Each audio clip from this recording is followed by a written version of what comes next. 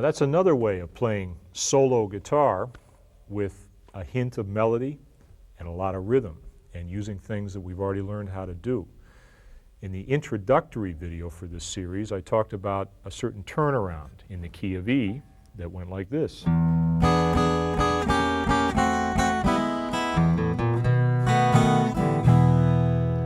And when I just played the solo, just this minute, what I did is use that same phrase, but do it with a different rhythm. And what it is a melody in the key of E using E chords, believe it or not, and linking them together with the A chord and the B chord to make a complete melodic statement. All right? Now let me show you what's going on here.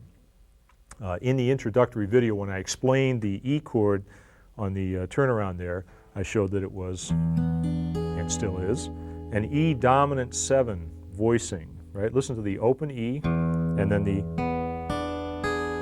3 notes, right? Definitely sounds like an E chord. There's our open position chord. Now the difference between the two, this chord and this one, is the melody note. It's the same chord, it's got the same notes, but they're arranged in a different order. That's called the voicing. So this is an E chord with a different voicing. Now every chord is made up of, in this case, 4 different notes when we're talking about dominant 7th chords. Those notes are the root, the 3rd, the 5th, and the 7th. And you arrange those notes in different order and you come up with all the voicings that I've been showing you throughout these videos. In this case here, we've got an E chord with the root on top. Here's the 3rd on top.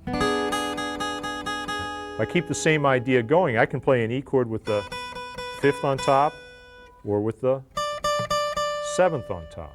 All right, let me show you how to do that. We know this one, this one. Now what's an E chord with the 5th on top? Well, here's the one that all the country blues players use. Right there. Now the root is actually on the 2nd string. That's an E7 chord. Put the open E in the bass, and you can hear it. Right? Now that's actually related to a chord that we learned in the introductory video as well. Remember C7 rather. Right? C7 was played this way. Now there's another way to voice that C7 chord, like this.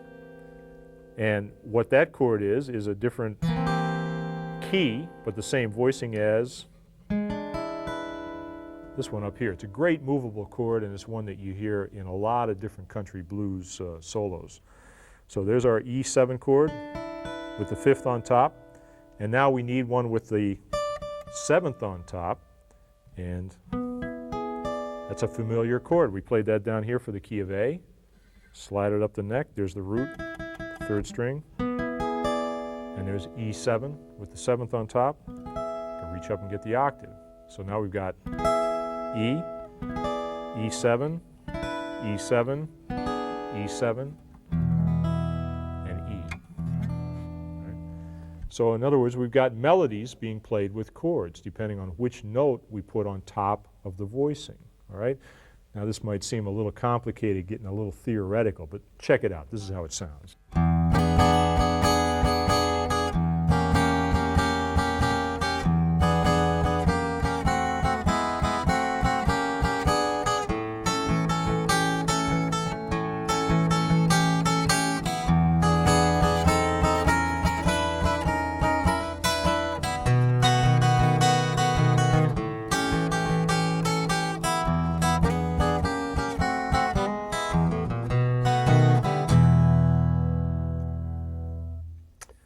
Now I used the voicings that we just talked about, but I added something, which is little half-step connections. We're used to this one, but I also did this. Okay?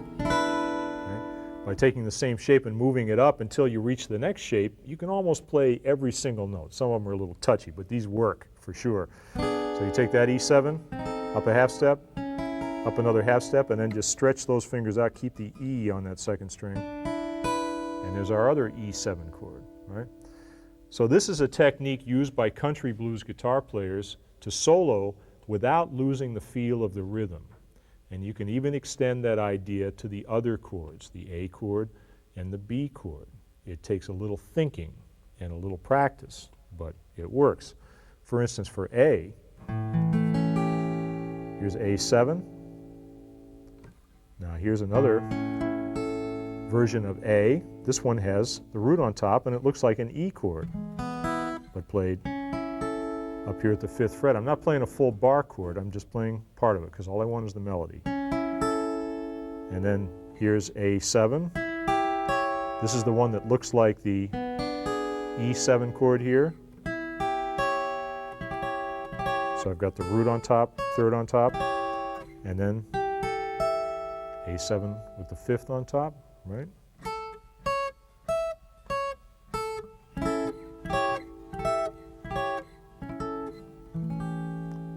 There's 4 ways to play the A7 chord, and I can link them together by moving those shapes around in half steps as I did for E, all right? Now, when you put it together, the A and the E, using those techniques, it starts to get pretty bluesy, all right? Check this out. I'm going to show you one more trick, by the way, before we play the whole thing. E7. Notice I moved down a half step there. What that is a blues way of playing the A7 quick change, right? A7 in the 2nd bar. That's how blues players do it a lot. All right, check this out then.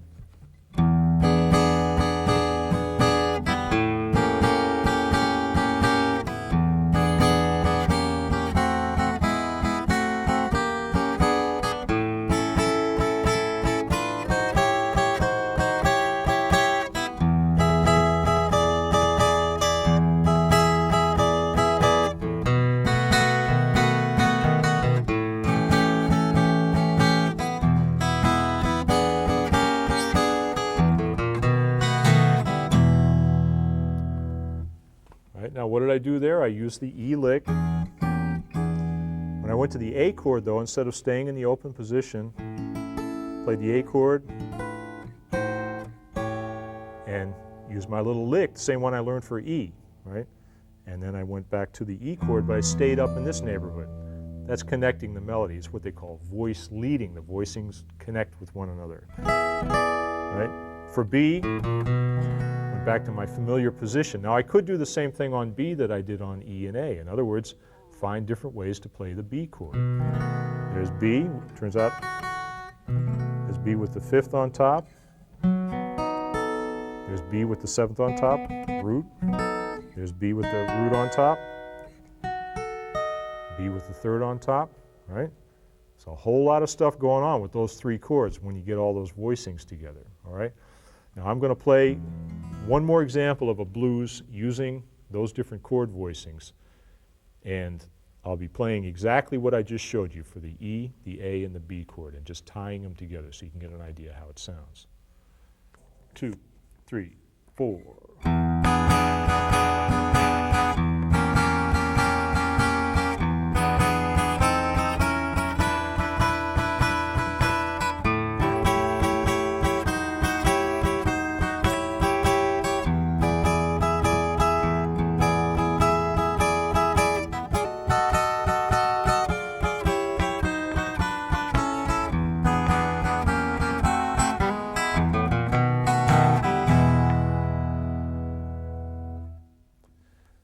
Got up there in the stratosphere a little bit, huh?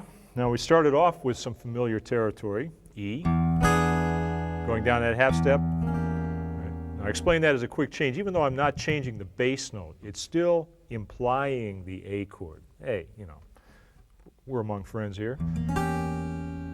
So there's your quick change, back to E. Now instead of going down, I went up. Right? Connecting by half steps up to that E chord there. Now, when I go to my A chord, I could go either to this one or I could go to this one. I chose to go to this one. As you learn these shapes and see how the 1 chord, 4 chord, and 5 chord are related, you can start making these choices yourself. So I went up to the A chord, used the same idea, half steps, back to the E chord.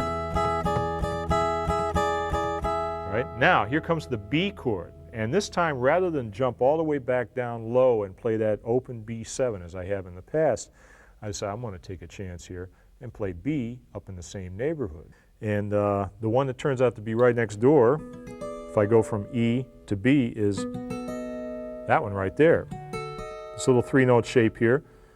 We know this one. Here's the E, same shape. The B, it's right here. So it's the B7 chord with the third on top. I played that. Back to A. Now on the B chord, there's no bass note that you can really hit. That's okay. Nobody's going to miss it, right? It's so exciting anyway. There's the A. Now I played the same shape that I've been playing on the E, the turnaround lick, but this time played in A, down in half steps. Going to the A major triad, and then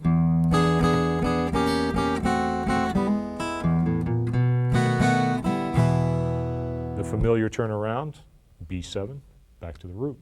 Now this is a style of playing that isn't new. Using chords, moving around the neck, connecting the chords melodically. It's been around for a long time. And there was a guitar player who did a lot of very influential recordings in the 1920s. His name was Lonnie Johnson. He recorded right up until the 1960s, but the best known stuff was from the 20s, and it was very melodic, moving up and down the neck. And he influenced everybody, Robert Johnson, T-Bone Walker, B.B. King, right on down the line. So if you haven't heard of Lonnie Johnson, you should go check it out, because he's a guy you want to listen to.